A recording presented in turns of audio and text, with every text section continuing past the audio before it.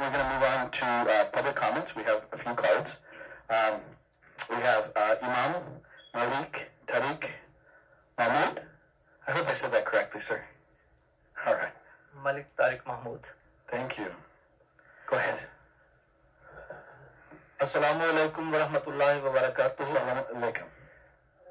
Alaikum Peace salam. and blessings of God be with you all.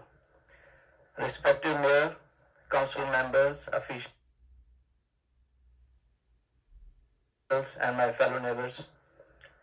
Today I am here to convey a message and hope that you listen to it with open heart. The Bible contains many signs of the time when Jesus was supposed to come, like sinfulness, too many diseases, deaths, earthquakes, wars, lunar and solar eclipse, etc. A question arises why these punishments are related with the second coming of Jesus. So the Bible mentions in Acts 3:23 and Deuteronomy 18:19 that God punishes when his messenger comes and we don't listen to him. Again, it comes in mind that if Jesus hasn't come yet, how could God punish us?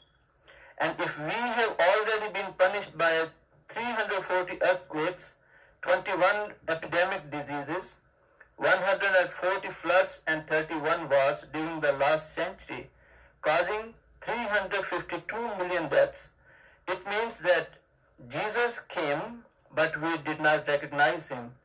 So if we are waiting for the same Jesus, he will never come physically. Like the prophet Elijah did not come physically, while his second coming was mentioned in the Bible. John the Baptist came metaphorically in place of Elijah. And this is mentioned by Jesus himself. Listen to the words of Jesus. He says, "For all the prophets and the law prophesied until John, and if you are willing to accept it, he is Elijah who is to come. He who has ears to hear, let him hear." Matthew 11:13-15.